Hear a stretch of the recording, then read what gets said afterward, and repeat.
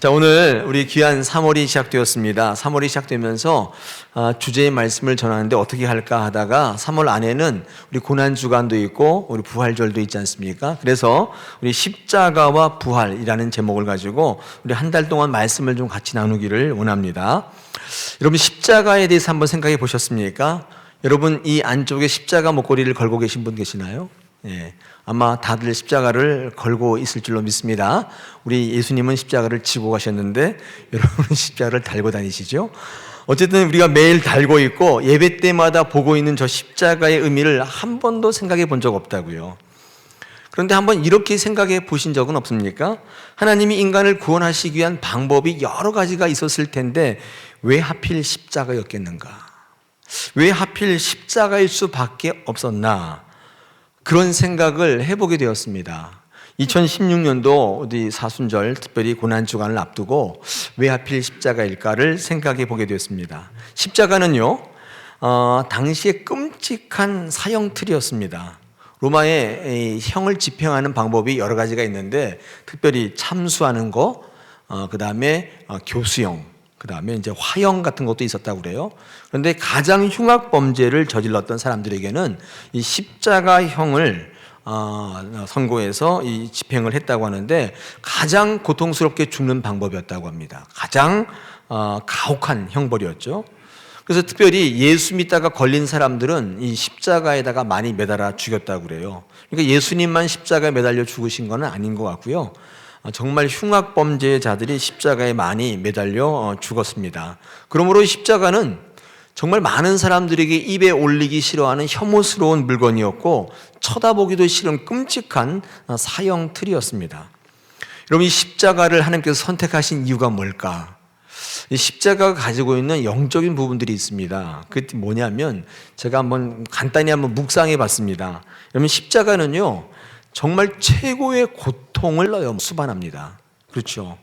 이게 이렇게 십자가에 달리면 어떡하냐면 창으로 찔러요, 먼저. 그래서 피를 흘리게 하는데, 여러분, 그 피를 흘리게 하면 어떻게 됩니까? 피가 안 멈추니까 끝끝내 피가 다 쏟아집니다. 피가 쏟아지니까 어때요? 너무 호흡하기가 힘들겠죠. 그리고 이 사람이 십자가에 이게 3점 중심으로 달리기 때문에 어떻게 됩니까? 이렇게 지탱이 안 되니까 이 손 두 쪽하고 발에 이게 무게가 실리겠죠. 여러분, 살이 찢어지고 뼈가 갈라지는 엄청난 고통이 있겠죠. 거기다가 창으로 막 찔러대니까 피가 나갈 대로 다 빠져나가서 나중에는 호흡을 할 수가 없는, 십자가의 영적 의미가 뭐냐면 내 호흡이 끊어지는 겁니다. 왜 하나님께서 십자가를 통해서 구원의 중요한 모티브로 삼으셨느냐면 십자가에 달리면 내 호흡이 멈춰요. 그리고 하나님의 호흡이 시작됩니다. 좀 달라지겠죠.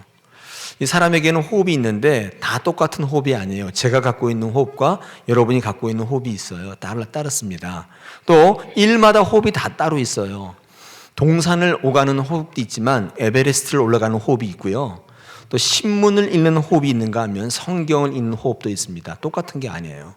하나님께서는 호흡을 바꾸시는데 우리가 영적 십자가에 달리면 내 호흡이 중지되고 하나님의 호흡이 시작된다는 의미로, 여러분, 십자가가 영적인 의미가 있죠. 두 번째는요, 십자가는 가장 수치스럽게 죽는 장소입니다.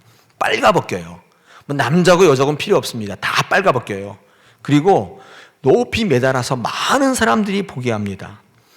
존엄하게 죽어야 되는데 가장 수치스럽고 치욕스럽게 죽음을 맞게 됩니다. 사랑하는 사람들 앞에서, 가족 앞에서, 친구들 앞에서 빨가벗겨져서 있는 거 다 하나님 앞에 보이면서 죽게 돼요. 여러분, 이 십자가가 가지고 있는 두 번째 영적 의미가 뭐냐면 하나님 앞에 빨가벗고 서는 것입니다. 이 세상 앞에 가식을 다 벗고 내 모습을 그대로 보이는 거예요. 여러분, 그때 구원이 일어나요. 여러분, 지금 얼마나 많은 가면들을 쓰고 계십니까? 여러분의 모습이 이거 맞아요? 모르겠습니다, 저는. 그죠? 제 모습이 이거 맞습니까? 그 가면이 십자가에 달리면 다 벗겨집니다. 여러분, 이 참혹하고도 이 고통을 수반하는 하나님, 이 십자가를 하나님께서는 이 구원의 매개체로, 모티브로 삼으셨습니다. 왜 그랬을까요? 저는 이런 질문을 했습니다. 좀 인류가 좀 동참할 수 있는 방법으로, 공감할 수 있는 방법으로 구원을 이루셨다면 많은 사람들이 여기에 동참했을 텐데 왜 이렇게 무리한 설정을 하셨을까? 왜 가장 고통스러운 십자가를 우리 기독교의 구원의 상징으로 삼으셨을까? 제가 오늘 주시는 고린도전서 1장의 말씀을 통해서 한 3가지 정도로 제목을 삼아가지고 한번 같이 말씀을 나누고자 합니다. 여러분 읽으실 때에 좀 은혜가 있기를 바랍니다. 먼저 여러분, 구원에 이 십자가가 모티브인 이유가 있습니다. 구원은 이 순종을 통해서만 나타납니다. 구원은 절대로 나의 이해나 나의 인식에 나타나지 않습니다. 꼭 기억하실 필요가 있어요. 우리 18절을 한번 읽어보겠습니다. 오늘 읽으신 본문 우리 고린도전서 1장 18절입니다. 한번 읽어보겠습니다. 시작. 십자가의 도가 멸망하는 자에게는 미련한 것이요 구원을 받는 우리에게는 하나님의 능력이 됩니다. 이렇게 되어 있습니다. 이 사도 바울의 말씀에 의하면 이 세상에는 2가지 부류의 사람이 있다고 그래요. 어떤 사람? 구원을 받는 사람이 있고, 또 여기 보니까 멸망을 받는 사람이 있다는 거예요. 이 2가지 부류가 있어요. 여러분, 이 사람들은요, 처음부터 이렇게 정해져 있는 게 아니라 왜 이렇게 나누어지냐면, 처음부터 너는 구원받을 사람, 넌 멸망할 사람, 이렇게 나눠진 게 아니라 하나님이 우리에게 구원으로 주시는 모든 것, 다시 말해서 구원으로 주시는 십자가를 향한 사람마다 관점들을 바라보는 우리에 나누어집니다. 정해진 게 아니라 우리에게 구원으로 주시는 것들을 바라보는 우리의 생각과 관점이 달라버려요. 여러분, 신앙이 뭐냐면 하나님의 생각대로 살아가는 게 신앙입니다.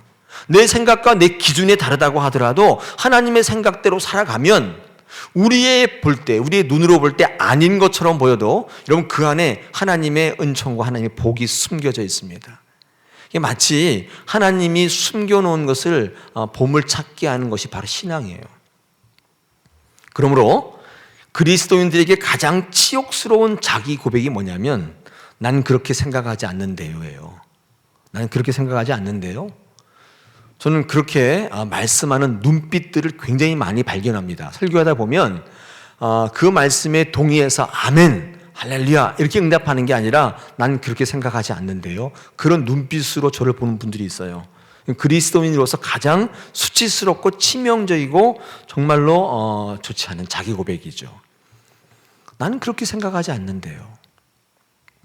민수기 21장에 출애굽한 백성들이 광야로 나왔습니다. 나왔는데 척박하죠. 힘들죠. 근데 모세가 이스라엘 백성들에게 자꾸 하나님께 순종하기를 명령하니까 이스라엘 백성들이 좀 튀잖아요. 안 해요. 순종을 안 하니까 하나님께서 불뱀을 보내서 이스라엘 백성들이 물리게 하셨어요.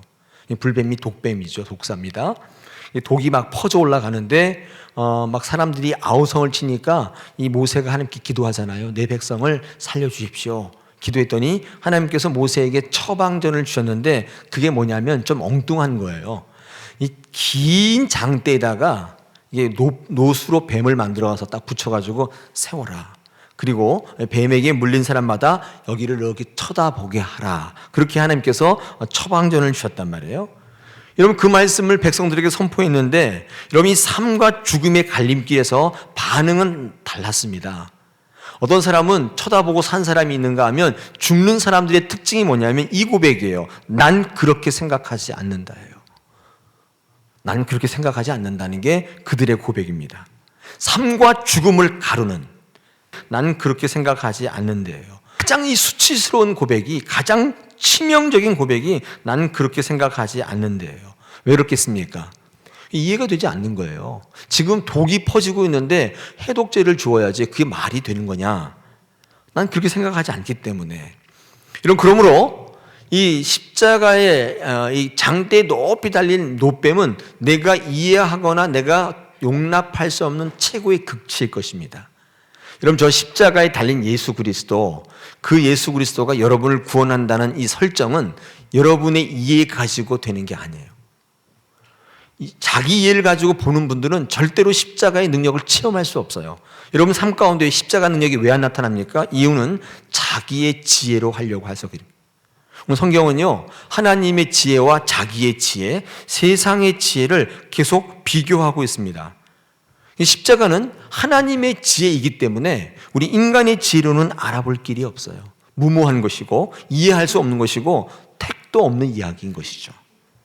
그러므로 여러분, 이 사도 바울은요, 그런 하나님의 십자가를 이야기하면서 고통이나 부끄러움이나 수치나 이런 그런 말은 없고 이 지혜라는 말을 끌고 옵니다. 여러분, 이 지혜라는 말은 성경 본문에 오늘 짧은 본문 가운데에 몇 번이나 쓰이고 있냐면 무려 9번이 쓰이고 있습니다.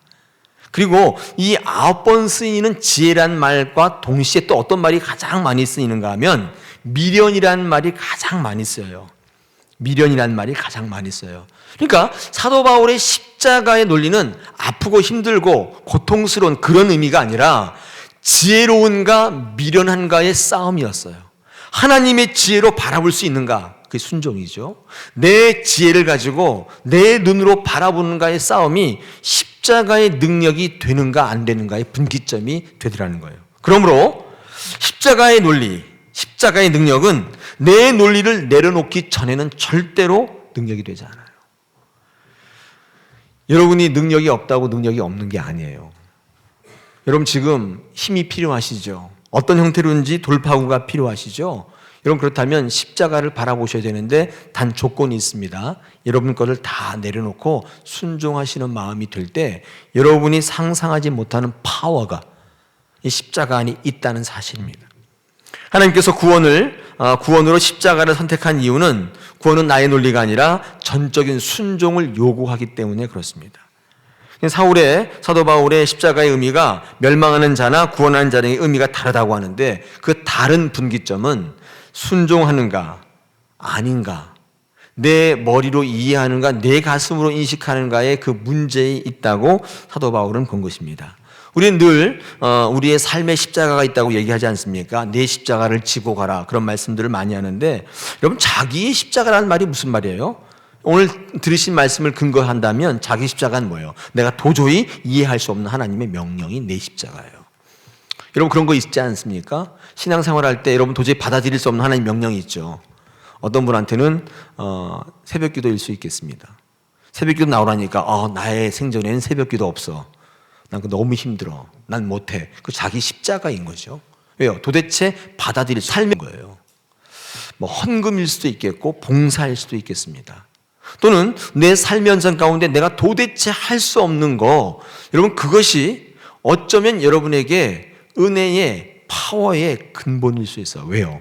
하나님께서 그 지혜를 통해 보게 하시고 그 내 모든 걸 내려놓고 순종할 때 그게 능력이 되는 거예요. 십자가가 능력이 되는 겁니다. 여러분의 힘으로 아무리 하려고 잘 안 돼요. 오히려 이상하게 십자가의 능력이 있다는 사실입니다. 왜 하필 십자가입니까? 거기에 능력이 있기 때문에 그렇습니다. 여러분, 신앙생활 하더라도요, 이게 두 가지 부류로 나누는데 하나님의 입장에서 신앙생활 하는 분이 있고 자신의 입장에서 신앙생활 하시는 분들이 있습니다.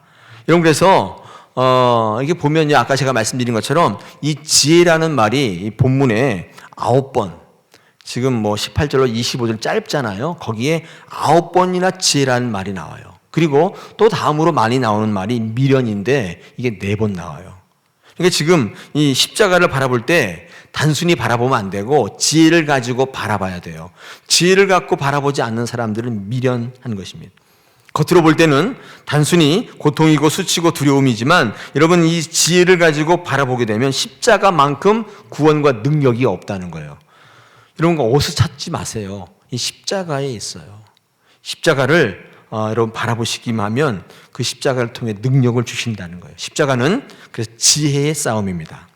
오늘 21절 보니까 하나님의 지혜와 사람의 지혜, 자기의 지혜, 세상의 지혜를 계속적으로 비교하고 있습니다. 그렇죠?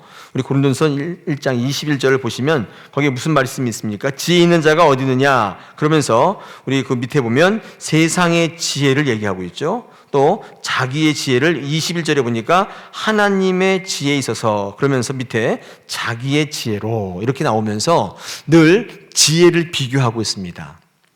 요컨대 하나님의 지혜로 봐야만 한다는 거예요. 그렇지 않으면 인간의 지혜로는 고통이고 수치고 아픔일 수밖에 없는 것이 십자가입니다. 제가 어떤 글을 보니까 이 신앙생활 하시는 분들 가운데 여러 가지 분류로 나눌 수 있는데 참 민감한 행복을 것 같아요. 행복을 추구하는 분이 신앙생활을 통해 있다는 거죠. 또 어떤 분은 이 축복을 위해서 신앙생활 하시는 분이 있다는 거예요. 이 행복과 축복이 같은 말처럼 보이지만 굉장히 다릅니다. 여러분, 행복을 추구하는 것은 내가 만족하는 것이기 때문에 굉장히 자기중심적입니다. 그리고 주관적이에요.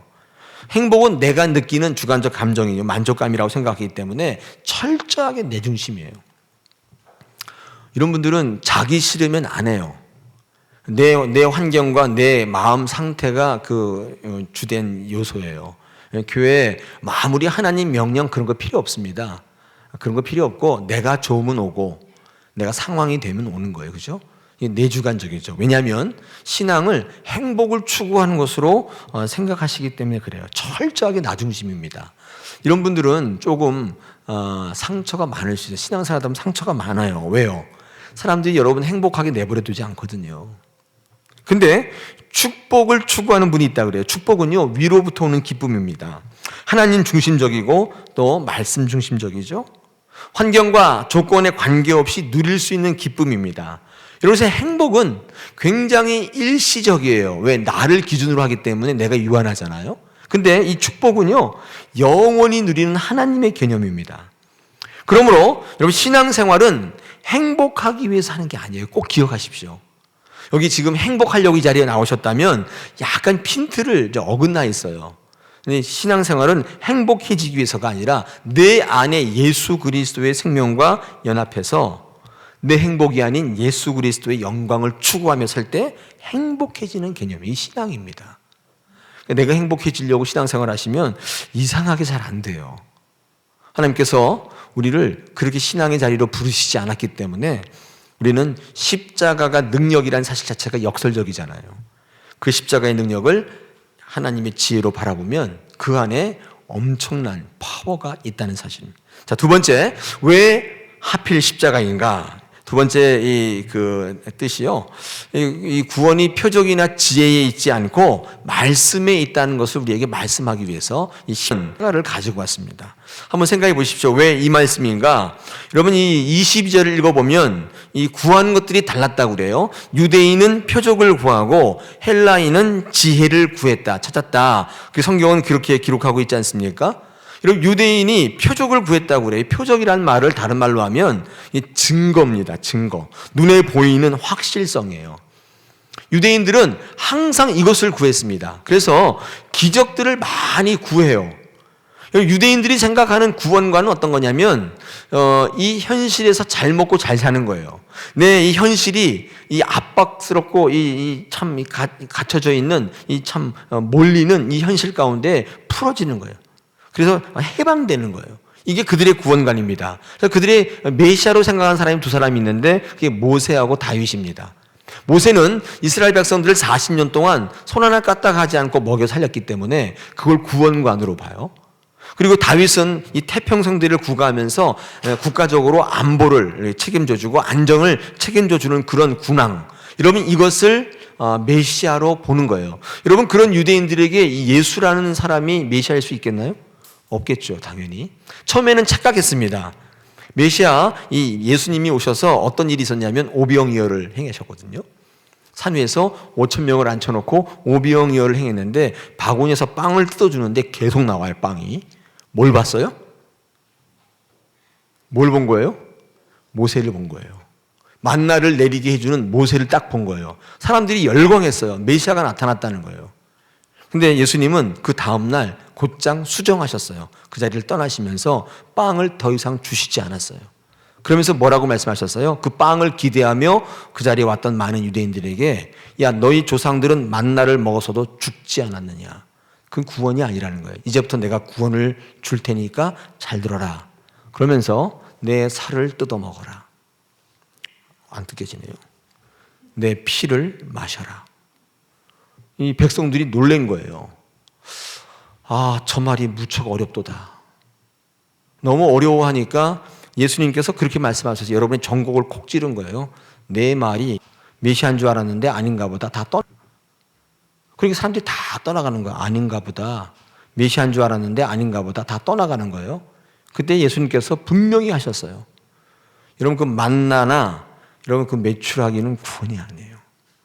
말씀으로 살아야 한다. 그렇게 우리에게 말씀하지 않았습니까? 왜 유대인에게 이 말을 했냐면 유대인의 구원과는 이런 이 표적을 구하는 거예요. 기적을 구하는 거예요. 이게 구원이라고 생각했단 말이에요. 여러분 혹시 여러분에도 그런 마음이 있습니까? 이 교회에서 예배할 때 나에게 임하는 구원은 지금 내 현실을 구원해 주는 거예요.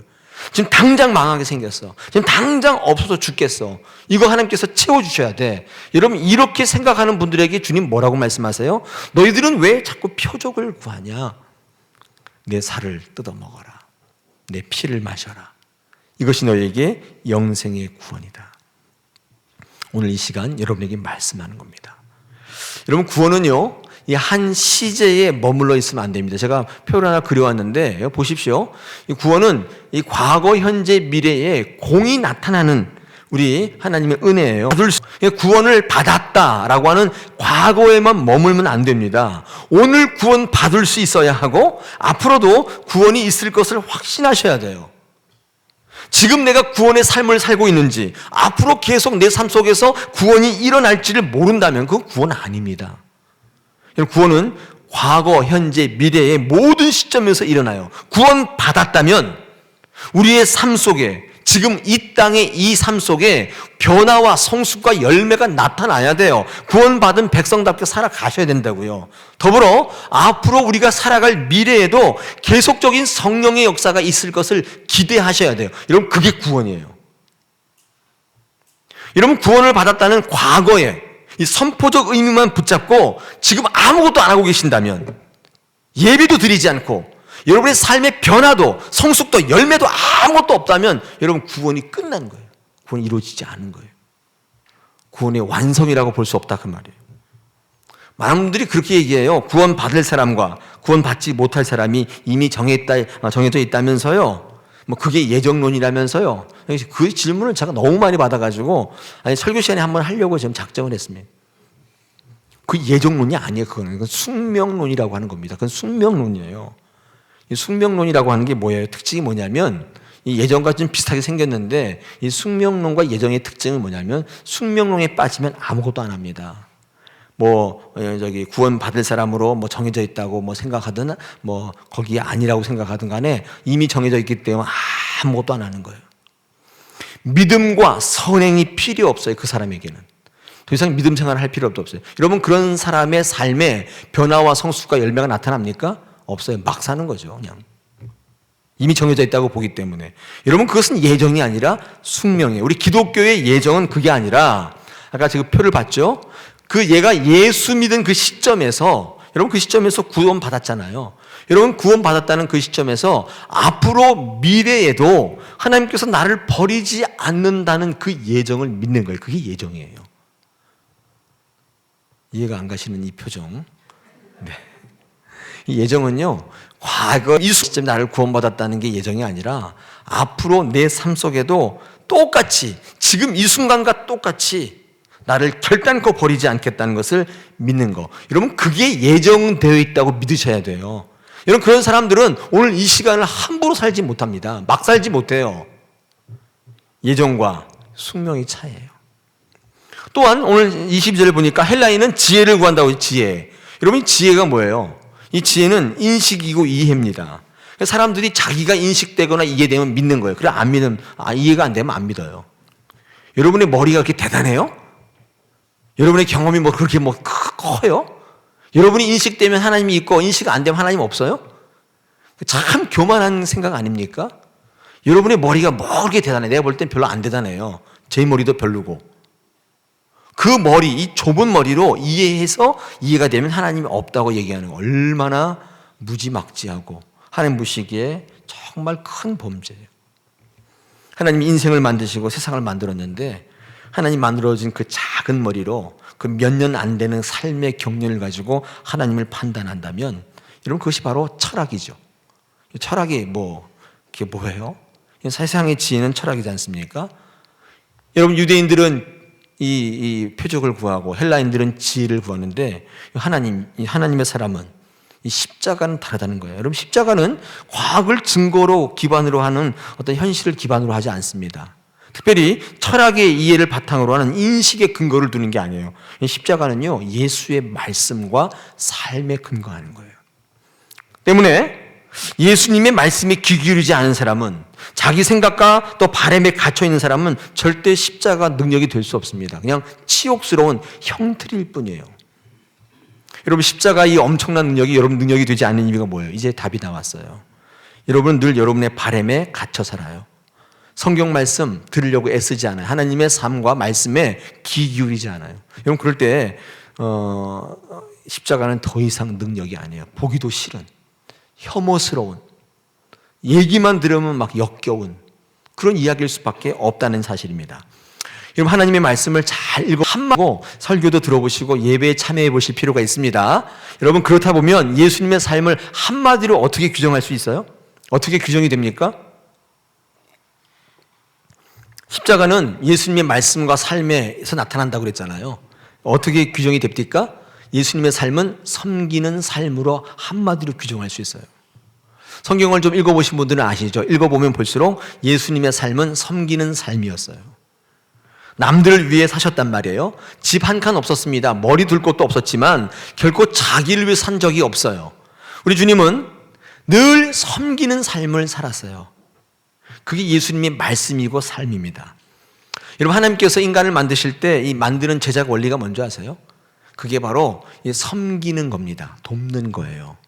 제가 이 돕는 배필이라는 단어를 참 좋아하는데 창세기 2장 18절에 나와 있지 않습니까? 거기에 하나님께서 인간을 만드실 때의 제작 원리가 나와 있어요. 돕는 배필. 여러분, 왜 이 말씀을 드리냐면 여러분이 만들어졌을 때 컨셉이 돕는 컨셉으로 만들어졌어요. 여러분, 어떻게 사셔야 가장 행복해요? 도울 때, 섬길 때. 그때 무한 행복하다고요. 그러니까 돕고 섬기는 인생을 살 때 인간은 가장 하나님의 창조의 목적에 부합해요. 가깝다고요. 그때 기쁨이 나와요. 내 거 이렇게 계속 가져보세요. 내 것만 챙겨보세요. 어떤 공동체든 간에 섬기지 못하는 분들, 여러분, 그런 분들이요 결코 행복하지 않아요. 제가 그런 말씀 드리지 않습니까? 목표를 이루어 보세요. 행복해요? 내가 목표를 이뤘다고 생각하시는 분 한번 얘기해 보세요. 돈 좀 벌었다고 생각하시는 분 얘기해 보세요. 돈 좀 벌어보니까 행복하던가요? 허무가 밀려온다니까요. 여러분, 뭐 때문에 돈 버시는지를 잘 몰라요. 뭐 때문에 성공해야 되는지 몰라요. 인생의 높은 자리에 올라갔어요. 꼭대기에 딱 올라갔어요. 올라가면 허무가 밀려옵니다. 뛰어내린 사람들이 다 높은 데 있는 분들이 뛰어내리시죠. 낮은 데 있는 분들은 내릴 데가 없어요. 지하실에 있는 분들은 어디다 뛰어내려요? 올라갈 밖에 없잖아요. 여러분, 인생의 목표를 성취하면 성취할수록 행복이 허무해져요. 근데 도우면 도울수록, 섬기면 섬길수록 행복이 넘쳐난다고요. 여러분, 십자가의 능력을 구가하고 싶으십니까? 예수님처럼 섬기셔야 돼요. 희생하셔야 돼요. 그러면 묘하게도 예수의 말씀과 삶으로 연결되는 십자가의 능력이 내 안에 그때부터 생명력으로 나타나기 시작해요. 왜 십자가의 도가 미련해 보입니까? 이유는 한 가지입니다. 희생하지 않기 때문에, 섬기지 않기 때문이에요. 저는 교회가 이 섬기는 구조로 가야 한다고 생각이 됩니다. 우리 다사랑교회는 섬기는 구조입니까? 섬길 수 없는 구조로 된 교회들이 많이 있습니다. 교회는 희생할 수 있는 구조로 되어 있어야 합니다. 봉사도 희생의 개념입니다. 이런 어떤 분은 저한테 이렇게 얘기하세요. 내 돈 내고 내가 봉사해야 됩니까? 이렇게 묻는 분이 있는데 그렇습니다. 여러분, 돈 내고 봉사하시는 거예요. 희생이 담보되지 않으면 그 봉사를 통해 십자가의 능력을 찾기란 어렵어요. 봉사하면 할수록 열받아요. 왜 그래요? 섬기는 게 아니기 때문에 그래요. 예배는 어떻습니까? 예배도 희생의 개념을 바탕으로 드려야 됩니다. 예배는 어떤 형태로든지 부담이 없다면 예배가 아니에요. 저는 오늘 일부 예배하면 청년들에게 그렇게 얘기했어요. 청년 예배 일부 예배는 너희들에게 이거는 정말 예배일 수밖에 없다. 왜요? 희생을 담보로 하고 있다고요. 뭘 희생하냐고, 토요일 저녁을 희생시켜야 돼요. 일찍 자야 된다고요. 그래서 제가 몇 시에 자야 됩니까? 10시 자라 했더니 다들 웃더라고요. 10시에 무슨 초등학생입니까? 10시에. 근데 제가 자보니까 10시에 자면 일찍 일어나더라고요. 근데 새벽 3시까지 인터넷하고 게임하고 있으니까 당연히 못 나오죠, 예배를. 여러분, 이게 우리 다사랑교회 청년들의 고질병이에요. 다른 교회는 8시, 9시 하면 3부 예배나 2부 예배를 드릴 시간인데 우리는 그때 다 자고 있는. 여러분, 예배는 희생을 담보로 하지 않으면 예배가 아닌 거예요. 여러분, 지금 오늘 예배하러 올 때 뭐가 희생됐어요? 뭐가 희생됐습니까? 동창회 가는 거 안 가고 오셨습니까? 잘하신 거예요. 그게 예배인 거예요. 뭐 아무것도 없고 그게 예배인 거예요. 다 할 일 없고 뭐 아무것도 없고 그래서 오늘 몇 시야? 예배나 한번 가볼까? 절대 예배가 아닌 거예요. 그거는. 헌금도 마찬가지죠. 헌금도요, 희생력이 헌금이에요. 제가 뭐 이런 말씀은 제 원고에 없는데 이게 애드립인데 나온 김에 헌금은 타격이 있어야 헌금이에요. 헌금했는데 드려도 말고 안 드려도 많은 정도의 헌금. 제가 지금 액수를 얘기하는 게 아니에요. 심령적인 헌금의 수준입니다. 딱 드렸는데 손이 조금 떨리셔야 돼요. 저는 제 수준에서 손이 떨리는 수준은 한 번에 드릴 때 주일 헌금 3만 원 정도 드리면 약간 손이 떨려요. 왜냐하면 그 주간에는 아무것도 못 먹어요. 그렇게 드리고 나면 아무것도 없어요. 그럼 어떻게 해야 돼요? 네, 식당에 가서 뭐 없나 찾아보고 뭐 라면 같은 것은 좀 끓여 먹고 그렇게 살 수밖에 없어요. 그럼 타격이 있죠. 그때의 그 마음에 그 물질에 뭐가 가요? 마음이 간다고요. 그게 헌금이에요. 여러분, 1,000원짜리를 제가 무시하는 거 아닙니다. 이런 생각하면 여러분 1,000원이 뭐 아주 귀한 분도 있어요. 근데 1,000원 헌금하고 나서 1,000원이 생각나요? 헌금 아니라고요. 왜요?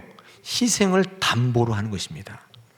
여러분, 이런 교회는 늘 십자가의 능력이 나타나게 되어 있습니다. 선교사님들이 타락하게 되는 근본 이유가 뭐냐면 이 자녀 교육 문제예요.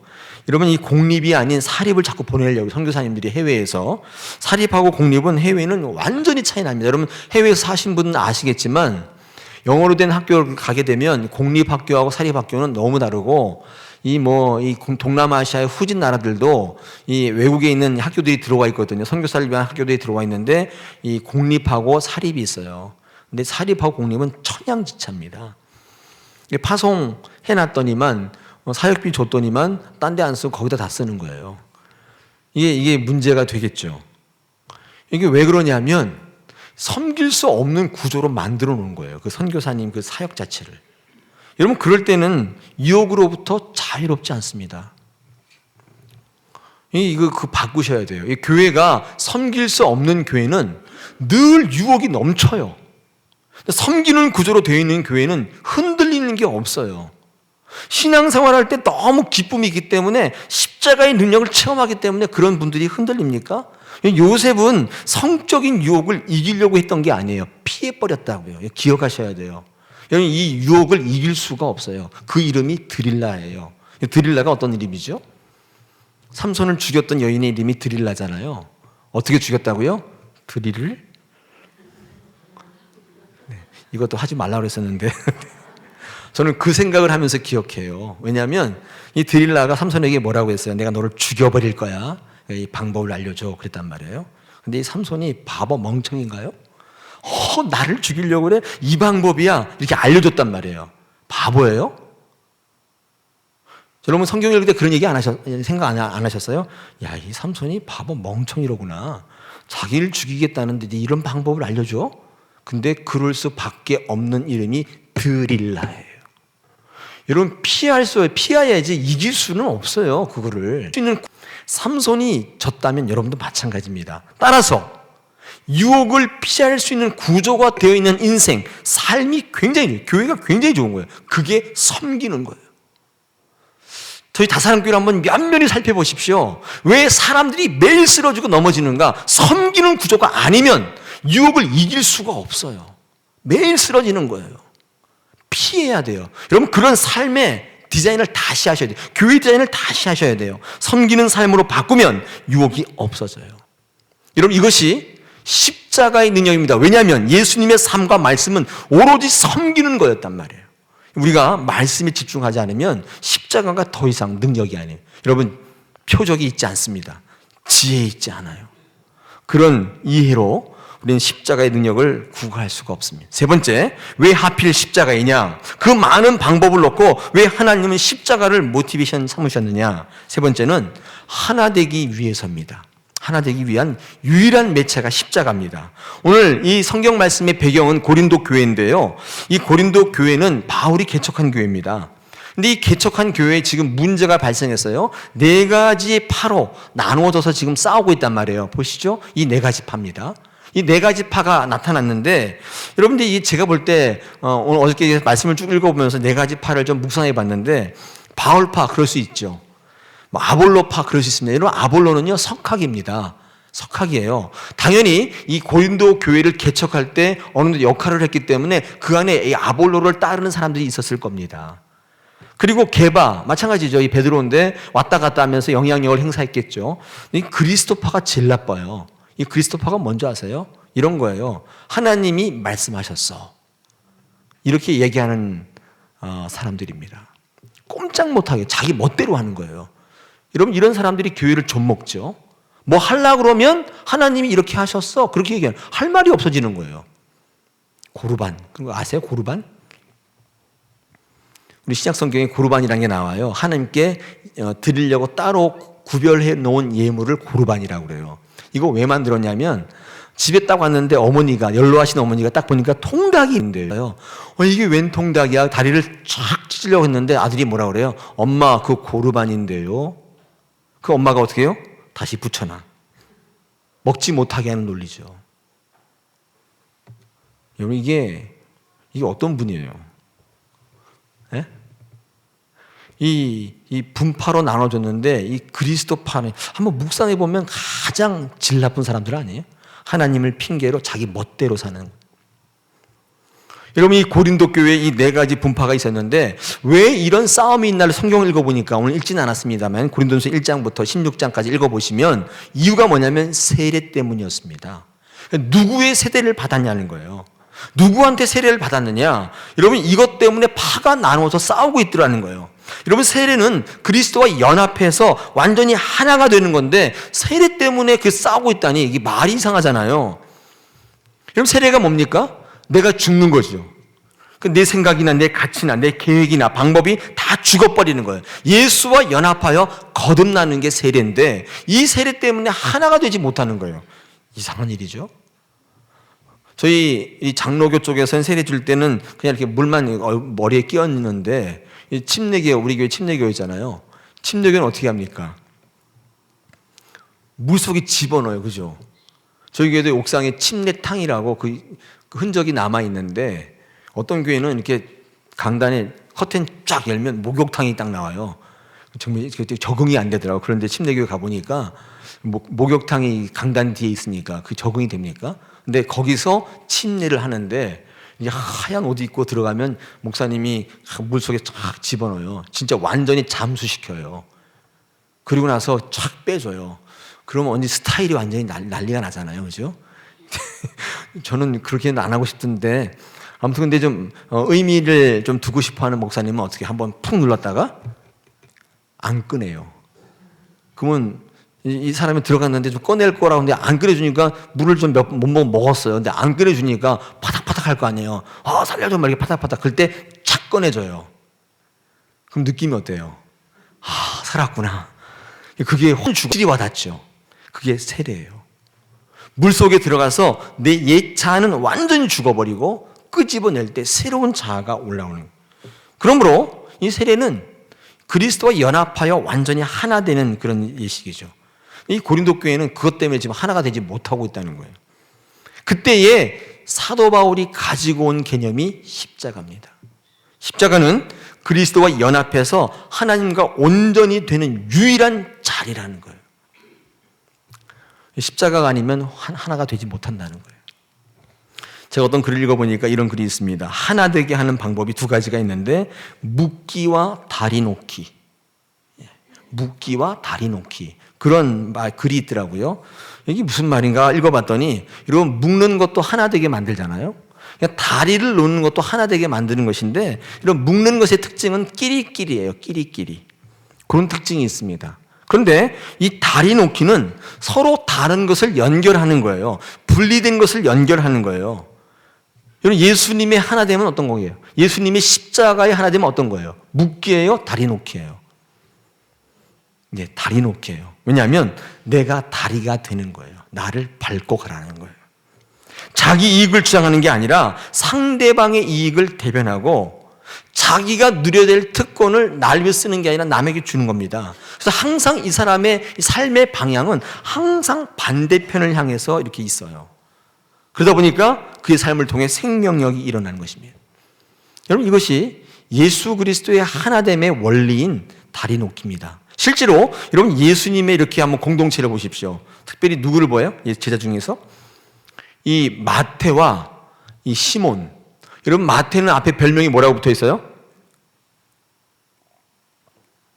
세리 마태. 여러분, 시몬은 앞에 뭐가 붙어 있어요? 예, 셀롯인 시몬. 이 셀롯이라는 말이 그 헬란 말로 원래는 이 칼이란 뜻입니다. 칼. 시커스라고 하는 뜻인데, 이 셀롯이는 어떤 사람이냐면 당원들이에요. 열심당원이면 우리 일제시대 때 의열단 같은 사람들이에요. 그 사람들은 항상 품속에 뭐가 있어요? 품속에 뭐가 있어요? 항상? 자기가 하는 대로 대답을 하더라고요. 품속에 뭐가 있어요? 항상? 칼이 딱 있어요. 시칼. 그게 시커스예요. 셀롯이라는 뜻인데 그걸 딱 갖고 있어요. 이거 왜 갖고 있냐면 매국노를 처단하기 위해서요. 그게 바로 이 시몬인데, 그 매국노 중에 1번 순위가 누구예요? 세리입니다.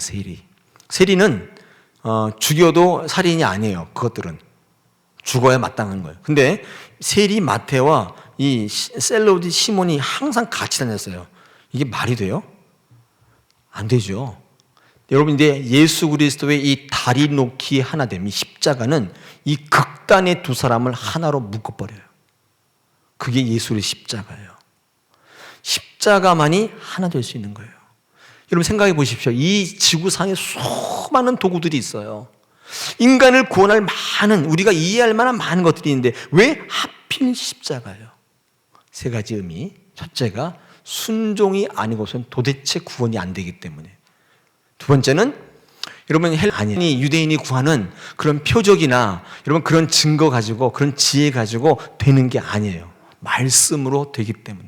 예수 그리스도에 집중하지 않고는 절대로 구원이 없어요. 셋째, 하나됨의 원리가 구원인데 여러분, 이 십자가가 아니고는, 이 원리가 아니고는 구원이 없기 때문입니다. 여러분, 그냥 보면은 굉장히 흉물스럽고 굉장히 무서운 십자가지만 하나님의 지혜로 바라보면 우리 안에 능력이 되는 줄 믿습니다.